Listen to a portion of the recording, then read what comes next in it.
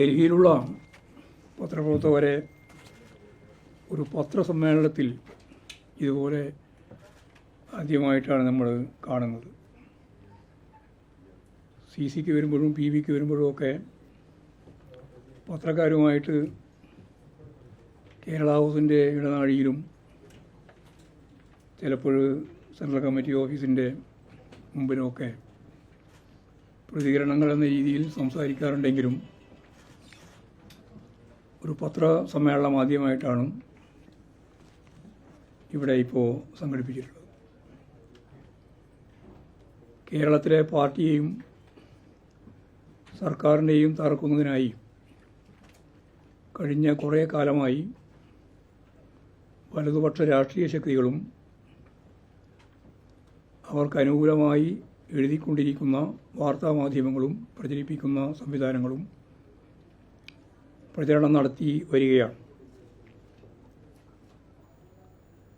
അത് ഏറ്റുപിടിച്ച് അവരുടെ വക്കാലത്തുമായി പുറപ്പെട്ടിരിക്കുകയാണ് ഇപ്പോൾ അൻവർ ചെയ്തിട്ടുള്ളത്. അൻവർ വലതുപക്ഷത്തിൻ്റെ കയ്യിലെ കോടാലിയായി മാറിയിരിക്കുന്ന സ്ഥിതിയാണ് കാണാൻ സാധിച്ചത്. അൻവറിൻ്റെ ഈ നിലപാടിനെതിരായി പാർട്ടിയെ സ്നേഹിക്കുന്ന മുഴുവൻ ജനങ്ങളും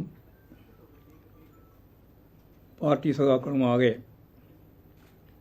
രംഗത്തിറങ്ങണം എന്നാണ്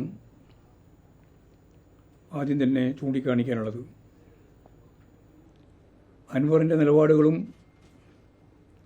രാഷ്ട്രീയ സമീപനങ്ങളും പരിശോധിച്ചാൽ കമ്മ്യൂണിസ്റ്റ് പാർട്ടിയുടെ സംവിധാനത്തെ കുറിച്ച്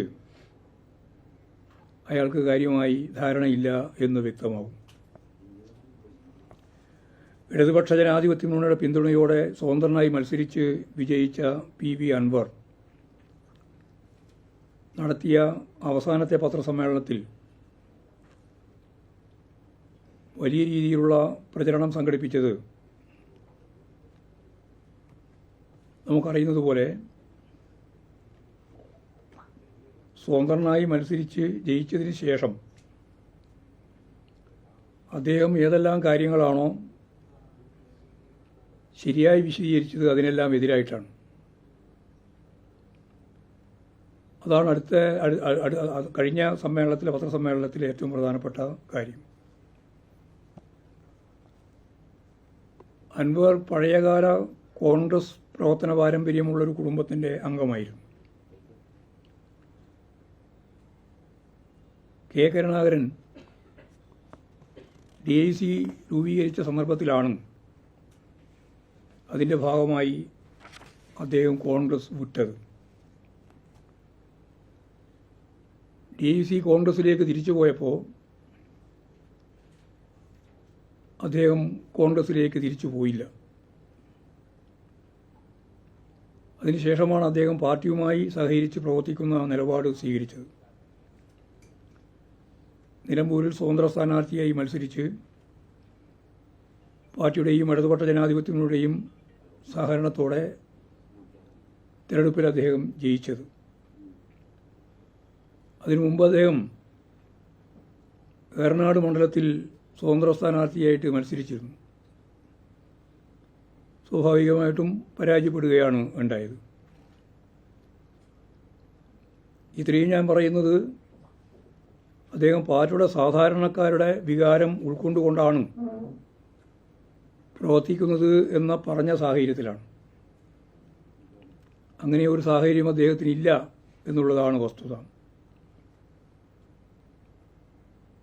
കമ്മ്യൂണിസ്റ്റ് പാർട്ടിയുടെ അംഗമാവുക എന്നത് അദ്ദേഹത്തിന് ഇത്രയും കാലം MLA ആയിട്ട് പോലും സാധിച്ചിട്ടില്ല. വർഗ ഭോജന സംഘടനകളിലോ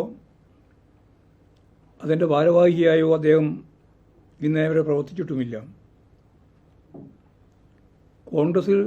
കോൺഗ്രസ് രാഷ്ട്രീയത്തിൻ്റെ ഭാഗമായി പ്രവർത്തിക്കുകയും തുടർന്ന് ഇടതുപക്ഷത്തിൻ്റെ സഹയാത്രികനായി മാറുകയും ചെയ്ത അദ്ദേഹം CPIMന്റെ പാർലമെന്ററി പാർട്ടി അംഗം എന്ന നിലയിലാണ് പ്രവർത്തിച്ചിരുന്നത്.